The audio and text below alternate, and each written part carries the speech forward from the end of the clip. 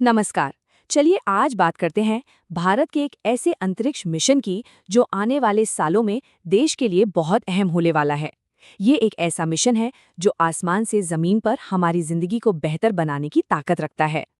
अच्छा, तो सबसे पहले इस मिशन का नाम ही समझ लेते हैं जो सुनने में थोड़ा टेक्निकल लगता है।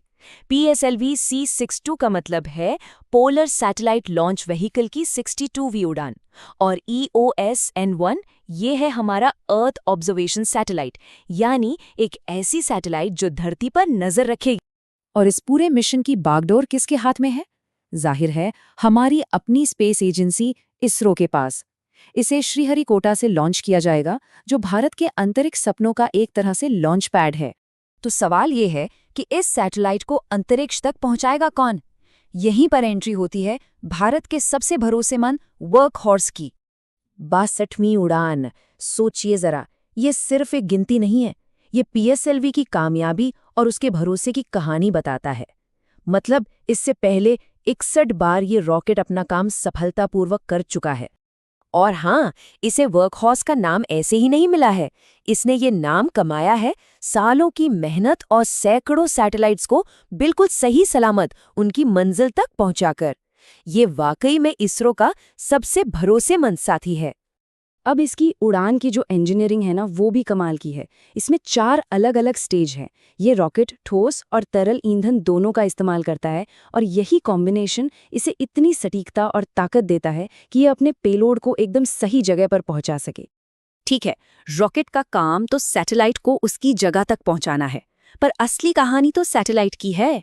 आखिर ये आसमान में आंख करने क्या वाली है? तो EOS-N1 असल में एक बहुत ही पावरफुल कैमरा और सेंसर सिस्टम है जो स्पेस से हमारे प्लैनेट, हमारी धरती पर नजर रखेगा। बस यही इसका काम है, पैनी नजर रखना। और ये सिर्फ खूबसूरत तस्वीरें नहीं लेगा, इसका काम बहुत बड़ा है।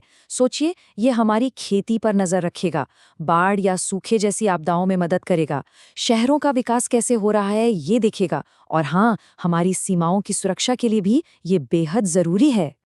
पर एक मिनट, ये सब तो ठीक है, लेकिन हजारों किलोमीटर ऊपर घूमता हुआ एक सैटेलाइट जमीन पर हमारी आपकी जिंदगी को कैसे बेहतर बना सकता है? चलिए इसी कनेक्शन को समझते हैं। शुरुआत करते हैं सबसे जरूरी चीज से, हमारे खेतों और किसानों से। फसल की पैदावार कैसे बढ़े, अकाल जैसी स्थिति से कैसे बचा जाए, ये बहुत बड़े सवाल हैं। और यहीं पर EOS-N1 की भूमिका सामने आती है। ये एकदम सटीक जानकारी देगा कि किस खेत में फसल कैसी है, मिट्टी में नमी कितनी है। इससे किसानों और सरकार दोनों को सही वक्त पर सही फैसले लेने में मदद मिलेगी। अब बात करते हैं किसी प्राकृतिक आपदा की। जब कोई मुसीबत आती है तो सबसे कीमती चीज होती है सही समय पर सही जानकारी। ये सैटेलाइट रियल टाइम में, मतलब तुरंत जानकारी भेज सकता है कि बाढ़ कहाँ है, चक्रवात किधर जा रहा है। इसी जानकारी के आधार पर रेस्क्यू टीम्स काम करती हैं और जानें बचाई जाती हैं।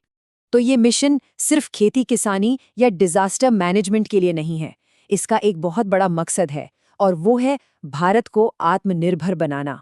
आत्मनिर्भर भारत, ये शब्द हम सब ने सुना है। इस मिशन का सार यही है। मतलब अब हमें अपनी धरती की अहम जानकारी के लिए किसी दूसरे देश के सैटेलाइट पर निर्भर रहने की जरूरत नहीं होगी। तो कुल मिलाकर ये मिशन हमारी अपनी ताकत को बढ़ाता है, ये डिजिटल इंडिया को सपोर्ट करता है, दुनिया में हमारी स्पेस टेक्नोलॉजी की साख को और मजबूत करता है, और सबसे बड़ी बात, विदेशी डेटा पर हमारी निर्भरता को कम करता है। तो चलिए अब इस पूरी बातचीत को समेटते हैं। इसका सबसे बड़ा टेकअवे क्या है? सीधी सी बात यह है कि PSLV 62 upon EOS-N1 mission Bharat को आसमान में एक और तेज और पैनी नजर दे रहा है। एक ऐसी नजर जिससे हम अपने संसाधनों को बेहतर तरीके से देख सकते हैं, मैनेज कर सकते हैं और उनकी रक्षा कर सकते हैं। ये तो आज की बात हुई, लेकिन जरा सोचिए, जैसे जैसे हमारी पृथ्वी पर चुनौतियां बढ़ रही हैं, चाहे वो पर्यावरण की हो या सुरक्षा की, आसमान में मौजूद इन आंखों का अगला पड़ाव क्या होगा? ये भविष्य में हमारे लिए और क्या क्या कर सकती हैं? ये एक ऐसा सवाल है जिसका जवाब हमें आने वाला वक्त ही देगा।